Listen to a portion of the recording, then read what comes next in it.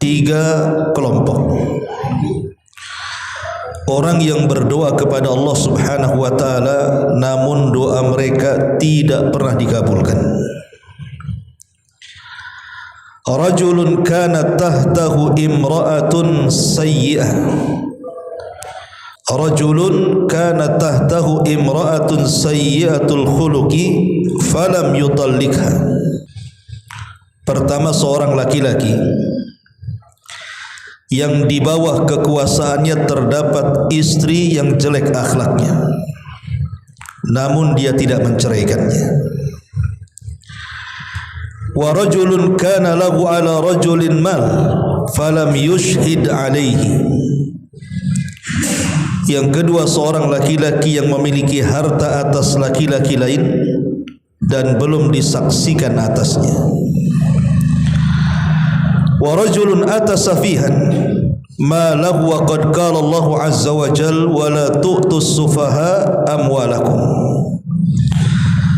Seorang laki-laki yang memiliki harta atas laki-laki lain atau seorang laki-laki yang menyerahkan harta mereka yang ada dalam kekuasaannya kepada orang-orang yang belum sempurna akalnya.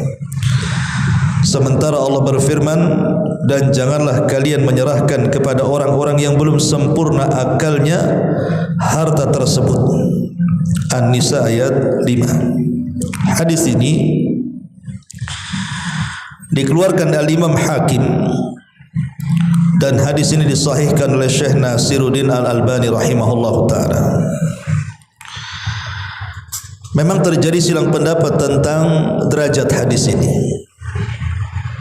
Al-Imam Ibn Utsaimin rahimahullahu ta'ala dan juga Lajnah Daimah melemahkan hadis ini, seperti Bakar Abu Zaid, Syekh Saleh Fauzan, Abdul Aziz Al-Syekh, termasuk juga Syekh Abdul Aziz Ibn Abdullah Ibn Baz, termasuk Syekh Utsaimin melemahkan hadis ini. Tetapi Syekh Albani rahimahullahu ta'ala mensahihkannya di dalam kitabnya Silsilah Ahadits As-Sahihah. Baik, kita tidak membahas tentang derajat hadis ini karena terjadi perselisihan, ada yang mengatakan sahih, ada yang mengatakan lemah. Tapi kalau seandainya hadis ini sahih, ini yang kita akan pahami dari hadis ini, karena hadis ini bagus sekali maknanya. Kata Nabi SAW, thalathatun yad'ullah. Ada tiga golongan atau tiga kelompok orang yang berdoa kepada Allah. Fala yustajabu lahum, tapi doa-doanya ditolak. Kenapa bisa ditolak doa-doanya? Karena tiga perkara. Yang pertama, kata Nabi SAW, rajulun kanat tahtahu imra'atun sayyi'atul khuluq falam yutallikha. Seorang laki-laki yang di bawah kekuasaannya terdapat seorang istri yang jelek akhlaknya dan dia tidak menceraikannya. Ma'asyiral muslimin yang dimuliakan Allah Subhanahu wa taala, apa maksudnya kalimat ini? Para ulama ketika mensyarah hadis ini mengatakan, rajulun mutazawwijun min imra'atin sayyi'atil khuluqi. Seorang laki-laki yang menikah dengan wanita yang buruk akhlaknya. Idza da'a Allah Ta'ala 'alaiha la yustajabu lidu'aihi. Kalau seandainya si laki-laki ini mendoakan entah doa keburukan kepada istrinya itu, maka doanya tidak akan dijabah. Li'annahu biimkanihi an yuslihaha bil mau'izatil hasanah aw bil hajri aw bi dharbi ghairil mubarrih. Karena suami itu sebenarnya bisa memperbaiki istri tersebut dengan nasihat-nasihat yang baik, atau dengan cara menghajar berpisah sebentar, atau dengan cara memukul tanpa ada bekas, au bi irsali hakamin min ahlihi wa hakamin min ahliha, ataupun dengan cara berdamai mengutus utusan dari pihak suami atau istri. Kemudian fa illam yasluh haluha walam tarji an akhlaqiha sayya, tapi kalau sudah upaya demi upaya dilakukan oleh sang suami tidak juga istri itu sadar, wa radiya huwa bisu'i khuluqiha, justru malah makin buruk kondisinya, walam yutallikha, tapi suaminya tak mau pula menceraikannya, fa in da'ahu 'alaiha, kalau sang suami ini mendoakan keburukan kepada istrinya, la yustajabu, tidak akan dikabulkan doanya. Kenapa? Karena memungkinkan menceraikan kok tidak diceraikan. Jadi alasannya, kalau seandainya seseorang itu punya istri jelek akhlaknya, sudah dinasihati tak mempan, sudah diupayakan dengan berbagai macam solusi juga tidak mempan, masih juga jelek akhlaknya, sebenarnya istrinya itu sudah layak untuk diceraikan, tapi tak mau diceraikan juga. Lah kalau seandainya kemudian suami mendoakan keburukan karena jelek akhlaknya, Allah tidak akan ijabah doanya, karena dia menggantung istrinya. Harusnya kan ceraikan saja. Ngapain kemudian dipertahankan kalau nyakiti hati, gitu maksudnya. Ini makna yang pertama, nanti kita jelaskan satu persatu. Makna yang kedua, kata Nabi SAW, wa rajulun kana lahu ala rajulin mal falam yushhid alaihi, seorang laki-laki yang memiliki harta atas laki-laki lain dan belum disaksikan atasnya. Apa maksudnya? Maksudnya adalah rajulun adana akhar malan, seorang laki-laki memberikan hutang kepada orang. Saya meminjam uang kepada anda, kemudian walam yushhid ala dainihi, tapi ketika proses pinjam meminjam uang itu tidak dicatat dan tidak ada saksi, ya main kasih gitu saja, bahkan tidak ada uang jaminan. Mungkin saking percayanya kan itu. Fa ankaral madinu daina, ketika sudah waktunya ditagih, mungkir pula kemudian yang meminjam hutang itu tidak mau bayar. Alasannya mana buktinya? Catatan tak ada, saksi tak ada, uang jaminan pun tidak, kan begitu. Fa idza da'a alaihi sahibud daini fala yustajabu du'aahu fi haqqil madin li'annahu aqrad bidainin biduni tawthiki daini.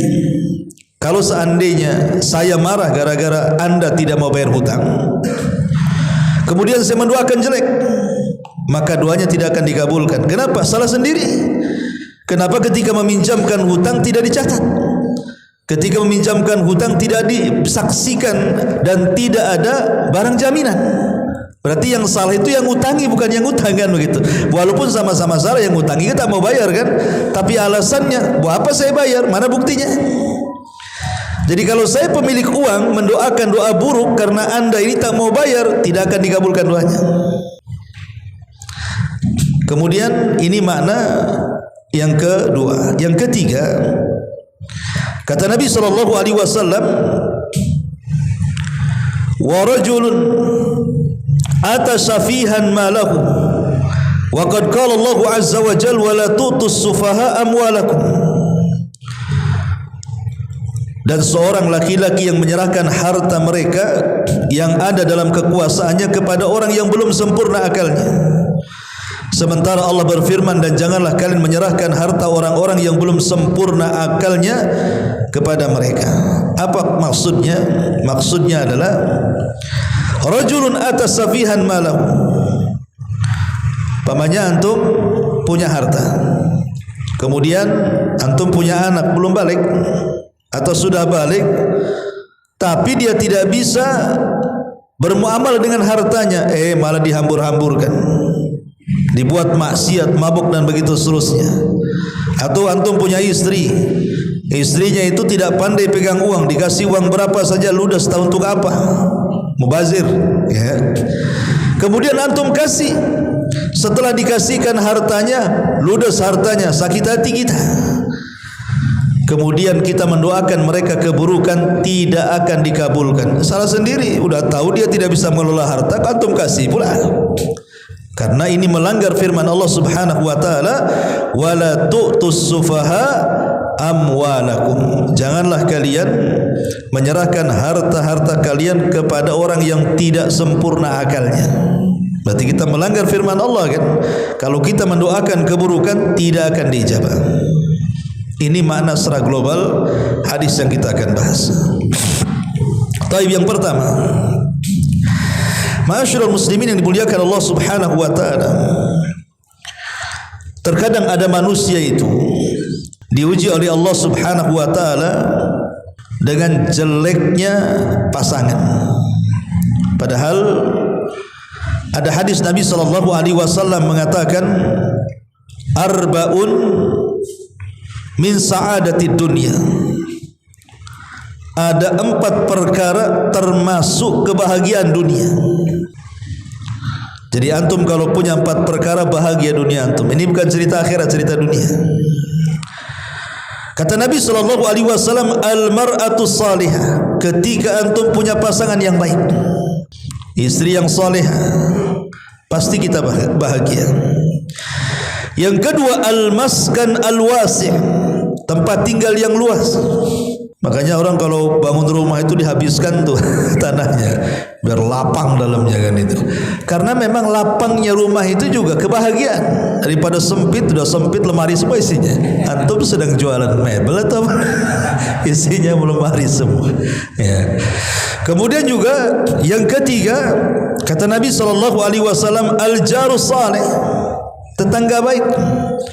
Tambah banyak istri kita minta pindah rumah gara-gara kejahatan tetangga kan itu. Ngomel aja tetangga itu. Kemudian yang keempat, al-markab al-hani, kendaraan yang baik. Antum kalau punya mobil 1 meter mogok apa enggak stres? Si bolak balik ke bengkel kan itu ya. Stres lah orang dibuatnya. Lah kalau kita memiliki 4 perkara ini kebahagiaan dunia lah. Salah satunya Rasul mengatakan al-mar'atu salihah, wanita yang saleh. Sebaliknya kata Nabi sallallahu alaihi wasallam, termasuk keburukan dunia, tidak akan bahagia kita selamanya di dunia kalau kita memiliki kebalikan dari 4 perkara ini. Istrinya jelek akhlaknya, kemudian juga rumah sempit-sempitnya, kemudian juga kendaraan yang buruk, kasih mogok-mogokan, dan tetangga yang tidak baik. Itu tidak akan bahagia hidup kita. Ma'asyiral muslimin yang dimuliakan Allah Subhanahu wa taala. Para ulama mengatakan bahwa ada sifat-sifat yang tampak dari istri itu yang sangat jelek sekali. Kata ulama, abrazus sifatis sayyi, namanya sifat buruk yang paling nampak dari seorang wanita itu. Pertama, al-ihmal wal khurub minal mas'uliyati. Mereka para istri itu tidak mau melaksanakan kewajibannya. Waktunya antum pulang pengen makan, tak ada pula makanan. Ya, stres antum. Tengok istrinya tidur-tidur aja, tak ada kegiatan. Capek pun tidak akan begitu. Apa kata istrinya? COD aja lah bang, katanya. Sakit hati kan tuh. Uang belanja tak kurang, ke pasar diantar, kulkas penuh, tak mau masak. Ya, ini contoh kecil saja. Ya, tidak mau tanggung jawab karena itu kewajiban dia kan begitu ya, melayani suaminya. Suami sudah capek kerja di luar, artinya istri pun sama-sama kerja di rumah. Ya. Kemudian juga hubbu at-tahakkum was-saitarah. Istri itu maunya menguasai suami. Kalau bisa suami itu di bawah pengawasan dia, bukan terbalik, bukan suami yang ngawasi istri, antum yang diawasi. Saya nanti handphone berdering lagi. Siapa? Istri. Di mana bang? Sedang sama siapa? Ngapain itu? Kok jam segini belum pulang? Kan itu. Pada sudah tahu suaminya kerja, sengaja memang dibuat seperti itu supaya antum di pantauan dia. Ya, sampai celakanya ada juga istri yang kemudian naruh apa tuh GPS ya kan di mobilnya, di handphonenya, tahu antum mau kemana. Tidak semua rahasia suami harus diketahui istri. Tidak semua. Ada rahasia-rahasia istri tahu, tapi tidak boleh semua. Makanya kenapa para ulama tidak menyarankan tidak boleh sekarang nih ada handphone kan gitu. Tidak boleh istri tahu isi handphone suami itu. Walaupun kita tidak ragu ada suami-suami yang kurang ajar kan begitu ya. Tapi hukum asalnya tidak boleh istri itu mengetahui isi apa yang ada di handphone suami itu. Kalau seandainya ketahuan, anggaplah ketahuan dalam handphone itu suami. Apa kata istri? Untunglah makanya Ustaz saya tengok, makanya dia tahu selingkuh. Bukan menyelesaikan masalah, makin sakit hati. Pertama curiga, yang kedua ada bukti, makin sakit hati kan. Bukan menyelesaikan masalah kan. Harusnya kan didoakan. Didoakan yang terbaik. Jangan kemudian mewakili tugasnya Raqib dan Atid. Itu sudah tugasnya Raqib Atid, bukan tugasnya istri. Kadang ada istri itu ingin menguasai suami. Suami pula takut istri habislah dia. Kan gitu ya. Kemudian juga yang ketiga al-ghiratul mufritah. Cemburu yang bersangatan. Ingat bu, cemburu yang bersangatan ini membuka pintu talak. Karena biasanya suami tidak suka dengan istri yang cemburuan. Ya cemburu bagus karena tanda cinta. Tapi kalau bersangatan berlebihan, ini masalah. Ya. Kemudian juga al-israfu wa tadbir. Al-israfu wa tabdzir. Di antara akhlak yang buruk adalah si istri itu tak pandai membelanjakan hartanya dengan baik. Jadi suami ini lelah letih nyari harta itu kan supaya hartanya itu sebisa mungkin dimanfaatkan kepada yang manfaat. Tapi terkadang ada istri yang tidak tahu diri itu. Lelah letih suami bekerja, ketika diberikan uang malah yang dibeli pula yang tidak ada manfaat bagi dia. Tidak ada manfaat bagi suaminya, tidak ada manfaat bagi anak-anaknya. Hanya manfaat untuk dia saja, gaya-gaya saja. Nah, ini juga termasuk akhlak, termasuk at-tadzammur wasyaqwa, banyak mengeluh.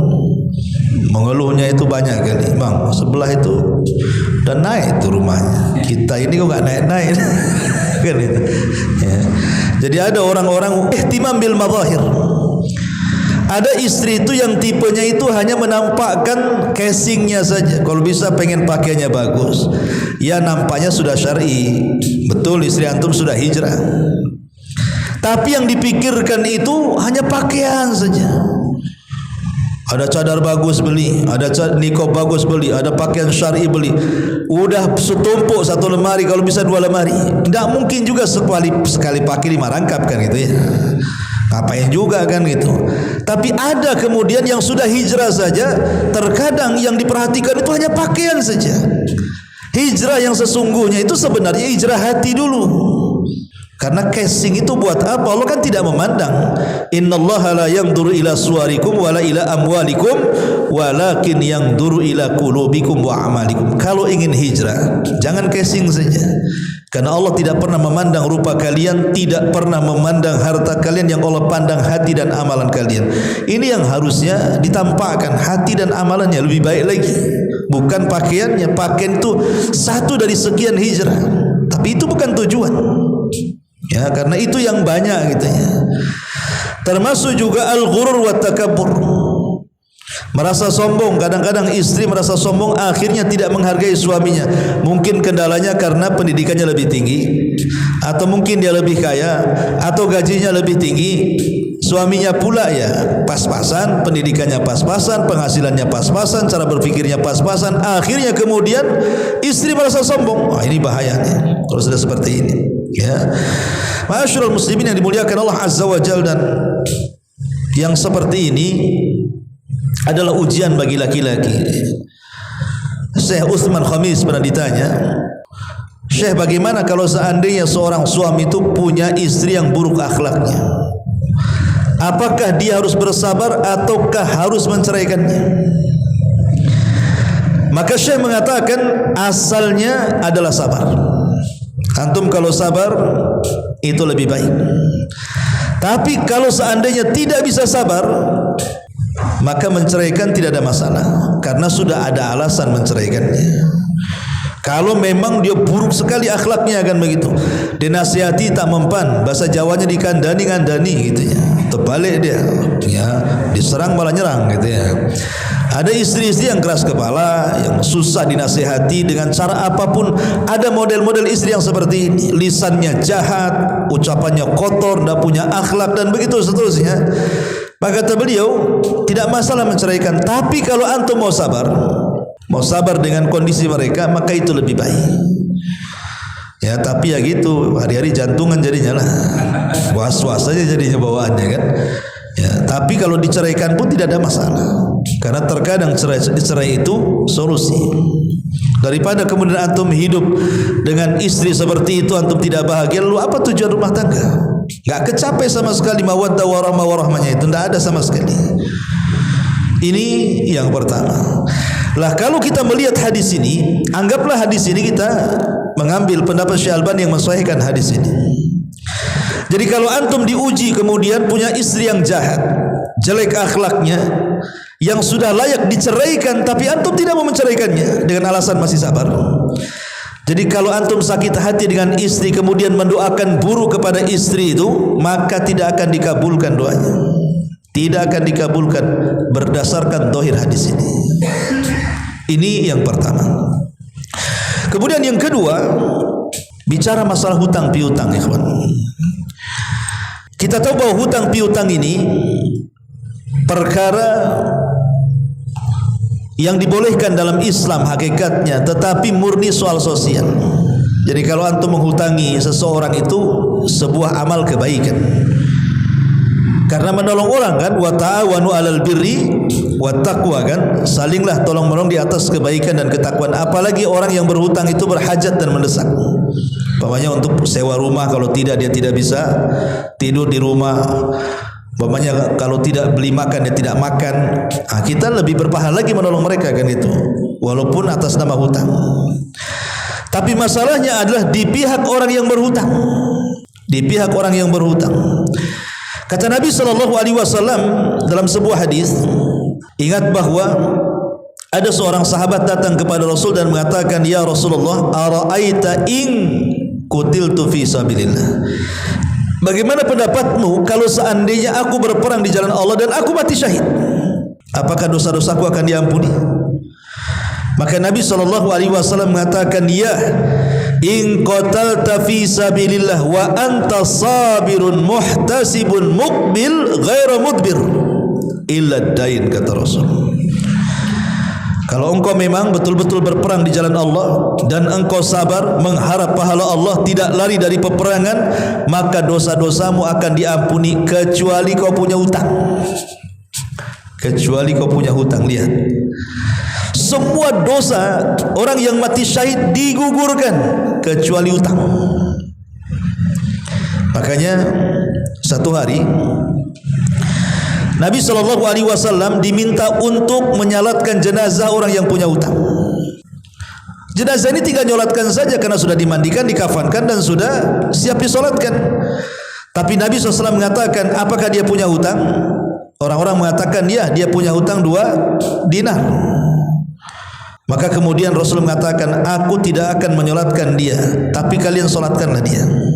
Rasul tidak mau menyolatkan, tapi menyuruh para sahabat untuk menyolatkan. Sehingga ada seorang sahabat namanya Abu Qatadah radhiyallahu anhu mengatakan, dinaran alayya Rasul, aku yang bayarkan hutang 2 dinar itu, asal kau solatkan dia. Akhirnya Nabi SAW meminta kejelasan kepada Abu Qatadah, betul kau akan bayar? Ya, aku bayar. Akhirnya Rasul pun menyolatkan jenazah itu. Keesokan harinya Rasul bertanya kepada Abu Qatadah, Abu Qatadah, 2 dinar kau sudah bayar? Belum Rasul, kan baru kemarin dia mati gitu. Hari ketiga Nabi SAW tanya lagi, dinaran ya Abu Qatadah, cemana yang 2 dinar wahai Abu Qatadah, sudah kau lunasi katanya. Kata Abu Qatadah, ya, sudah aku lunasi wahai Rasul. Apa kata Rasul? Al-an barudat jildatuhu. Sekarang kulit si mayat dalam kuburan itu sudah menjadi dingin. Artinya hutang itu mau panas ke kuburan tuh. Ketika sudah dibayar, kuburannya langsung dingin. Menunjukkan bahwa hutang itu menyebabkan azab kubur kalau kita tidak bayar, ya. Bahkan Nabi SAW sampai mengatakan, idza faraqa ruhul jasad wa huwa bari'un min thalathin dakhala al-jannah. Kalau ruh sampai keluar dari jasad kita dan kita terbebas dari 3 perkara, dipastikan antum masuk surga. Kemudian kata Rasul, yang pertama al-kibru, kita mati tidak ada kesombongan. Yang kedua wad-dainu, kita mati tidak bawa hutang. Dan yang ketiga wal ghulul, kita mati tidak menjadi pencuri. Kalau kita terbebas dari 3 perkara ini, kata Rasul, dakhalal jannah, dijamin masuk surga. Ketika meninggal tidak sombong, ketika meninggal tidak bayar hutang, dan ketika meninggal tidak membawa dosa mencuri. Makanya Umar bin Khattab radhiyallahu an sampai mengatakan, iyyakum wad-daina fa inna awwalahu hammun wa akhirahu harbun. Hati-hati jangan berhutang kalian, karena awal hutang itu biasanya membawa stres, kebingungan. Makanya ada istilah orang yang banyak hutang itu, kalau malam dia stres, kalau siang dia kabur, hilang dia, cari nggak ada, dia adanya malam saja. Sebab kalau siang ketakutan dicari-cari orang, kan begitu. Lah Umar mengatakan awalnya stres, akhirnya permusuhan. Akhirnya jadi musuhan, kan, gara-gara nggak bayar hutang jadi musuhan jadinya, kan. Awalnya stres, akhirnya musuhan. Makanya ketika Nabi SAW selalu dalam solatnya, dan dianjurkan, ya, kalau antum membiasakan doa ini bagus sekali. Jadi Nabi SAW selalu berdoa sebelum salam. Jadi ketika tasyahud akhir, ya, kemudian antum berdoa kepada Allah Subhanahu wa taala, Allahumma inni a'udzubika minal ma'sami wal maghram. Ini sebelum salam nih. Setelah antum berlindung dari 4 perlindungan. Berlindung dari azab kubur, berlindung dari azab jahannam, berlindung dari kematian dan juga kehidupan, termasuk berlindung kepada buruknya fitnah dajjal. Baru antum katakan, Allahumma inni a'udzubika minal ma'sam wal maghram. Ya Allah, aku berlindung kepadamu untuk banyak melakukan dosa dan untuk terlilit hutang. Rasul selalu baca doa ini sebelum salam, sehingga Aisyah ummul mukminin radhiyallahu anha bertanya kepada Rasul, ma aksar ma tasta'id minal maghram. Rasul, kenapa dalam solatmu selalu engkau ini berdoa supaya dibebaskan dari hutang? Emang kau punya hutang? Ya. Maka Nabi SAW mengatakan, tidak wahai Aisyah, tetapi innar rajula idza gharima haddatsa fakadzab wa wa'ada fa khalaf wa wa'ada fa akhlaf. Kata Nabi SAW, tidak wahai Aisyah, karena seseorang itu kalau punya hutang, dia akan bicara kemudian dusta dan akan berjanji kemudian khianat. Itulah ciri orang yang tak mau bayar hutang tuh. 2 cirinya, suka berdusta dan berkhianat, kata Nabi. Kapan kamu bayar? Nantilah, masih ada keperluan, nggak ada duit, padahal ada duitnya tuh. Ya. Makanya ada satu umat cerita, Ustaz, ada orang tuh punya hutang sama 50 juta. Kenapa enggak tagih dia? Udah ditagih-tagih, alasannya tak ada duit, katanya. Tapi besoknya mobilnya baru lagi, katanya. Berarti dia punya utangan baru tuh. Gitu. Biasanya seperti itu, kan? Atau nanti contoh yang biasa dicontohkan orang, kadang-kadang debt collector datang ke rumah mau nagih utang, kita pula ngajari anak-anak kita suruh berdusta, kan, bilang sama orang itu orang tua tidak ada dan begitu seterusnya. Itu kan dusta. Yang dari dusta ini namanya dosa itu pasti melahirkan dosa yang lain, kan, akhirnya berkhianat. Janji-janji aja tuh nyanyinya itu, nantilah minggu depan, habis minggu depan ditagih, nanti lagi minggu depan, sampai bosan orang yang nagih itu. Inilah yang membuat Nabi SAW berlindung dari maghram, karena nanti akan tersifati dengan 2 sifat munafik. Ya, ini kan 2 sifat munafik, kan, kalau bicara berdusta, kalau janji berkhianat, kan. Itulah namanya hutang itu bisa sampai ke situ. Makanya Nabi SAW selalu berlindung dari jangan terlilit hutang itu. Sampai di zaman Nabi SAW, Nabi SAW pernah terlangkahkan kakinya ke masjid di waktu duha. Entah siapa di dalam masjid itu yang hendak ditemui Nabi, tapi pokoknya Rasul ingin ke masjid aja di waktu duha. Padahal waktu duha itu kan orang lagi sibuk bekerja kan, tidak ada orang di masjid. Tetapi rupanya Nabi SAW melihat di masjid itu ada seorang sahabat yang namanya Abu Umamah radhiyallahu anhu. Rasul bertanyalah kepada Abu Umamah itu, wahai Abu Umamah, ngapain kau duduk di tempat yang waktu belum sholat datang? Kan belum zuhur. Tapi kenapa kau di sini katanya? Kau tidak bekerja? Di sini kata Abu Umamah, ya Rasulullah, humumun lazimatni wa duyunun. Tidak wahai Rasul, aku stres. Kenapa? Karena hutang melilitku. Rupanya bukan kita saja yang stres hutang, sahabat pun ada. Abu Umamah Al-Bahili radhiyallahu anhu. Jadi kata Nabi SAW, ya Abu Umamah, maukah ku ajarkan beberapa kalimat yang kalau engkau baca beberapa kalimat itu kupastikan hutang-hutangmu lunas dan stresmu hilang. Kata Abu Umamah, ya tentu mau Rasul. Seperti apa kalimat yang harus aku lazimkan itu? Maka Rasul bacalah wahai Abu Umamah di pagi dan petang hari, Allahumma inni a'udzubika minal hammi wal hazan wa a'udzubika minal ajzi wal kasal wa a'udzubika minal jubni wal bukhli wa a'udzubika min ghalabati daini wa qahrir rijal. Kata Rasul, bacalah wahai Abu Umamah, aku berlindung kepadamu ya Rabb dari ham itu kebingungan, wal hazan kesedihan. Apa bedanya bingung dan sedih? Bingung itu memikirkan perkara yang akan datang, bingung gitu, mikir anak macam mana, mikir ekonomi macam mana. Adapun sedih memikirkan yang sudah berlalu. Sedih mikir orang yang sudah meninggal, sedih mikir jabatan yang sudah tidak dipegang. Itu namanya sedih. Ya, kita berlindung dari dua perkara itu. Baik bingung tentang perkara yang belum dihadapi atau sedih dari perkara yang telah berlalu. Kita berlindung dari dua-duanya. Wa a'udzubika minal ajzi wal kasal, dan aku berlindung kepadamu ya Rabb dari kelemahan dan kemalasan. Apa bedanya lemah dan malas? Kalau antum sakit kemudian pengen ke masjid tapi tidak bisa, itu namanya lemah.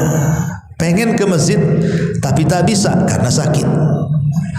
Antum sehat, ada panggilan azan, tak mau ke masjid, itu malas namanya. Bedanya ya, bedanya lemah dengan malas di situ. Nah, kita berlindung dari dua-duanya. Ya. Kemudian yang ketiga kata Nabi SAW, Allahumma inni a'udzubika minal jubni wal bukhli. Aku berlindung kepadamu ya Rabb dari kepengecutan dan kebakhilan. Pengecut dan juga bakhil, penakut pengecut itu. Orang penakut itu tidak mau jalan, jalanlah, tidak mau, takut. Kalau bakhil ya sudah jelas tahu bakhil. Wa a'udzubika min ghalabati daini wa qahri rijal. Ataupun berlindung kepadamu ya Rabb dari terkalahkan hutang atau terkalahkan budi baik orang kepada kita. Mungkin orang itu banyak berjasa kepada kita, disuruh nasihati, mikir kita, enggak enak, dia udah baik sama anak, antum aja lah. Akhirnya kan tidak bisa menyampaikan kebenaran kan. Ya. Jadi jangan sampai kita ini tersandra dengan budi baik orang ataupun tersandra dengan hutang. Ini bahaya. Ya. Ma'asyiral muslimin yang dimuliakan Allah Subhanahu wa taala, pertanyaan pun muncul. Kenapa orang itu meremehkan masalah hutang piutang? Ada orang beralasan, ikhwan, kenapa saya berhutang Ustaz? Biar saya semangat kerja katanya. Karena ada orang itu, anak kalau tahu hutang ini tak semangat kerja katanya. Kata siapa? Malah orang yang enggak punya hutang itu lebih semangat lagi karena uangnya bukan untuk orang. Itu alasan kuno tuh. Akhirnya kemudian dengan alasan seperti itu aja hutang terus, itu namanya gali lubang tutup lubang namanya. Enggak seperti itu ya. Lah terkadang ada orang yang menjadikan tasahul dengan ataupun meremehkan manusia dari hutang itu. Pertama, karena orang itu memang sudah karakternya al-iktsar minal iqtirad fi kulli manasibah. Jadi orang yang tasawul dengan hutang akhirnya tak mau bayar itu karena dia suka berhutang dalam semua masalah. Rumah hutang, belum lunas kendaraan hutang, belum lunas kendaraan kulkas hutang, belum lunas kulkas hutang, kamar mandi beli keramik, buat ini buat satu rumah isinya hutang. Mulai dari jendela, pintu semua hutang semuanya, termasuk motor, kendaraan, kredit semua. Ikhwatu fiddin, kalau yang seperti ini berat hidupnya, akhirnya tak mau bayar, ujungnya disegel bank pula atau rumah tuh. Nah dari sini ini yang menjadikan orang akhirnya malas bayar. Kemudian yang kedua at-taswif wa ta'khir. Nanti lagunya. Kapan mau bayar? Nantilah. Nah, ini nanti ini akhirnya malas orang bayar hutang gara-gara lagu nanti ini. Kalau punya uang langsung. Karena Nabi SAW mengatakan barang siapa yang punya hutang dan ingin membayar, Allah tolong bayar. Tapi siapa yang punya hutang tak mau bayar, justru terbalik, Allah akan binasakan harta dia. Alhamdulillah. Ya. Termasuk juga iqtiradul mal li ghadhi muharram atau fi'lil ma'asi. Terkadang ada orang berhutang itu bukan untuk hajat pribadi, ikhwan, untuk kebutuhan dia dan keluarga, untuk maksiat kadang-kadang. Ngutang tuh judi, ngutang tuh pasang togel, ngutang untuk beli khamar, miras dan begitu seterusnya kan. Orang kalau seperti ini susah akan bayarnya karena awalnya saja untuk maksiat. Karena dia pikir itu kalau menang judi itulah dari judi bayarnya. Kalau menang kan gitu ya. Kalau kalah tekorlah dia buntung. Jadi banyak faktor-faktor yang kemudian orang itu malas dan akhirnya tasawul dengan hutang piutang ini. Termasuk ya tadi hajat yang tidak mendesak didahulukan dengan cara hutang. Akhirnya kemudian tertumpuk hutang, malas dia bayar. Lah, yang seperti ini ya kita berdoa kepada Allah Subhanahu wa taala dengan yang diajarkan Nabi SAW. Harus paham bahwa adab hutang berhutang itu, satu, bahwa ketika berhutang ada niat membayar. Dua, bekerja keras cepat lunasi hutang. Tiga, bersegera mengembalikan uang orang. Empat, tidak membalas amarah pemilik hutang. Kadang-kadang yang marah itu bukan yang minjami kan, yang meminjam yang marah. Aneh gitu. Kita datang mau nagih, dia sudah maki-maki kita. Terus gimana ceritanya kan itu? Ini siapa yang punya uang, siapa yang punya uang jadinya kan? Kadang-kadang ketakutan orang yang minjami uang itu untuk ketemu dia takut. Harusnya yang takut itu yang utang, karena tadi ya kan dia jadi macan pula, yang satu jadi kucing ya. Jadi enggak usah balas ya kalau ada amarah pemilik utang kemudian melebihkan nominal utang, bukan riba, tidak, kecuali kalau yang menghutanginya itu terkena rentenir ya. Tapi kalau memang yang menghutang itu orang baik, tidak pernah dia bermuamalah dengan riba, kalau kita mengembalikan sebagai hadiah kita kasih lebih, itu tidak ada masalah ya. Namanya kebaikan harus dibahas kebaikan kan ya. Kemudian jangan lupa doakan orang yang telah berbuat baik dengan menghutangi orang ketika kita sudah membayarnya. Lah, adapun poin yang kita bahas di sini adalah masalah hutang piutang. Jadi ingat bahwa ketika antum menghutangi hutang kepada orang, maka ingat ada hukum-hukum yang berlaku di situ. Pertama, ya, tahdid ajalidain. Antum harus jelaskan, nih saya kasih uang sampai kapan antum pinjam? 2 bulan, 3 bulan, 1 tahun. Jelaskan ya, catat. Yang kedua, kitabatud dain wa ajali. Mencatat, betul-betul dicatat. Kemudian yang ketiga, harus ada saksi. Saksi itu minimal 2 laki-laki. Kalaupun tidak ada laki-laki, 1 laki-laki, 2 perempuan. Karena persaksian laki-laki itu sama dengan 2 perempuan ya. Kemudian juga harus dibacakan hutang itu. Setelah dicatat, disaksikan, dibacakan supaya orang dengar. Jangan sampai diam saja. Kalau memang dia bisu ya orang lain suruh bacakan. Kenapa kemudian Islam itu mengikat seperti ini? Sampai sebagian ulama, Imam Qurtubi mengatakan saksi dan catatan itu wajib, walaupun jumhur mengatakan sunnah. supaya satu tidak lupa. Ya, namanya manusia itu kan ada lupanya. Kadang-kadang lupa loh sama sekali. Berapa ya dulu saya kasih antum ya? Yang ngutangi dia, kalau yang berutang biasanya tak lupa berapa nominalnya, yang ngutangi yang lupa biasanya. Cuma dia pura-pura lupa biasanya. Itu yang masalahnya. Ya. Lah supaya tidak lupa, supaya tidak terjadi perselisihan, supaya tidak ada yang diambil dengan cara maling dan begitu seterusnya, makanya diperlukan hal-hal yang seperti ini. Lah kalau seandainya tidak diindahkan, antum minjami orang uang banyak 100 juta umpamanya, tapi tidak ada catatan, tidak ada saksi, tidak ada barang sebagai barang jaminan. Kemudian antum katakan bulan depan bayar ya. Tiba-tiba setelah bulan depan bayar, kita tagih, mana uang 100 juta itu? Dia tak mau bayar. Mana buktinya katanya? Nggak ada catatan, nggak ada saksi, nggak ada barang jaminan. Kalau seandainya dia mengelak, sebenarnya dia zalim karena mengelak, kan begitu ya. Tapi kalau kita kemudian marah mendoakan buruk kepada dia karena mengambil uang kita, tidak akan dijabah doanya. Berdasarkan dohir hadis ini. Kenapa? Karena kita pun salah. Kenapa tidak mencatat? Kenapa tidak ada saksi? Kenapa tidak pakai uang jaminan, uang sebanyak itu, kan gitu. Lah itu dohir hadis seperti ini. Doa kita akan ditolak. Ini yang ketiga. Dan yang keempat adalah kata Nabi sallallahu alaihi wasallam, wa rajulun atasafihan ma lahu wa qad qala Allah azza wa jalla wa la tu'tus sufaha amwalakum. Dan seorang laki-laki yang menyerahkan harta mereka kepada orang-orang yang belum sempurna akalnya, padahal Allah mengatakan jangan kalian menyerahkan kepada orang-orang yang belum sempurna harta-harta kalian kepada mereka. Sebagian para ulama mengatakan siapa yang dimaksud safi di sini? Orang yang tidak sempurna akalnya di sini. Pendapat yang pertama, ada yang mengatakan yang dimaksud safi di sini artinya an-nisa wasibyan, perempuan dan anak-anak.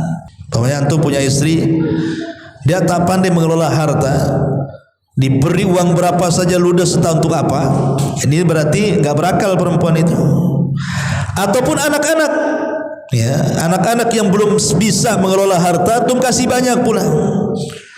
Nah, ini disebut safi. Ini pendapat pertama.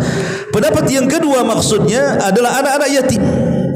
Anak-anak yatim, pamannya meninggal suaminya, anaknya masih kecil, warisannya dipegang istrinya, kan itu. Berarti orang tua jangan langsung dikasihkan warisan kepada anak yang belum balik dan belum cerdas. Nanti ludes hartanya, namanya anak-anak, kan itu. Ada juga yang mentafsirkan seperti itu, dan para ulama mengatakan tiga-tiganya benar. Apakah itu istri yang tidak pandai mengelola harta, atau anak kecil, atau anak yatim, atau orang gila. Orang gila jangan dikasih uang, nanti dirobek sama dia, ya kan. Intinya bahwa kalau seandainya kita kemudian memberi harta kepada mereka yang dengan itu akhirnya mereka maksiat, berarti siapa yang salah di sini? Kita yang kasih yang salah, kan. Pokoknya anak minta apa saja antum kasih. Tahu anak ini suka khamar, suka narkoba, suka ini, suka itu, suka berzina, antum fasilitasi, berarti memfasilitasi maksiat, kan. Atau mungkin istri yang tidak pandai mengelola harta, antum memfasilitasi supaya istri menghambur-hamburkan harta namanya.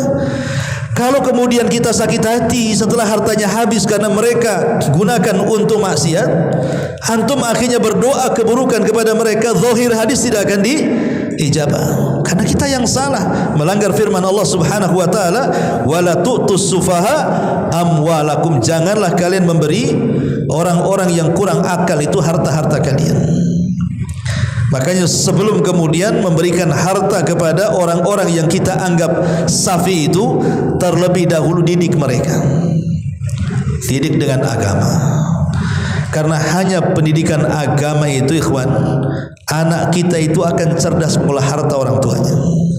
Makanya sering saya katakan, anak-anak di zaman sekarang ini, lihat ketika orang tua tidak pernah mendidik agama kepada mereka, maka apa yang terjadi? 4 perkara, kan, yang sering saya sebutkan. Boleh jadi anak kita itu menjadi anak yang mufsid, rusak anak kita. Siapa yang salah? Orang tua tidak mendidik agama, kan, akhirnya jadi rusak dia. Jadi membantah orang tuanya, durhaka kepada orang tuanya, pergaulan bebas dan begitu seterusnya. Rusak.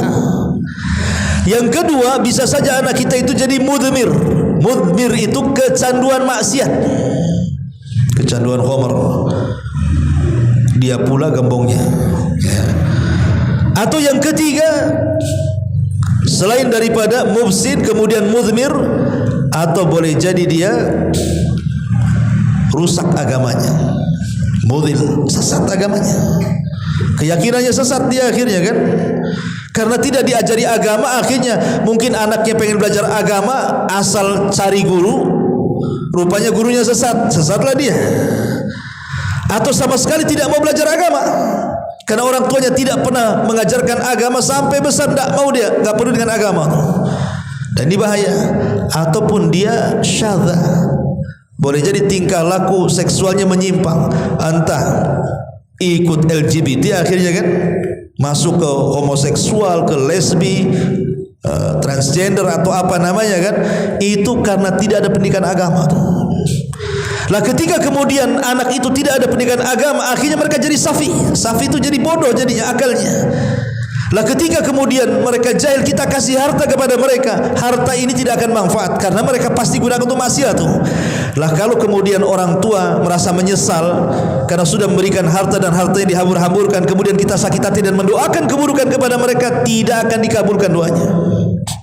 Karena berdasarkan hadis Nabi SAW, jangan kalian memberi harta kepada orang yang tidak berakal, yang kurang sempurna akalnya.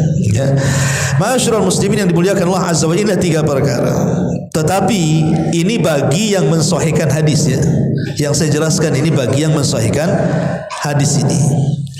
Tetapi Syekh Utsaimin rahimahullahu taala mengatakan, karena beliau yang mengatakan hadis ini tidak sahih, beliau menjabarkan perkara lain, bahwa tidak sampai seperti itu. Maksudnya doanya kalau berdoa itu tidak dikabulkan, tidak sampai seperti itu, karena hadisnya lemah kan begitu.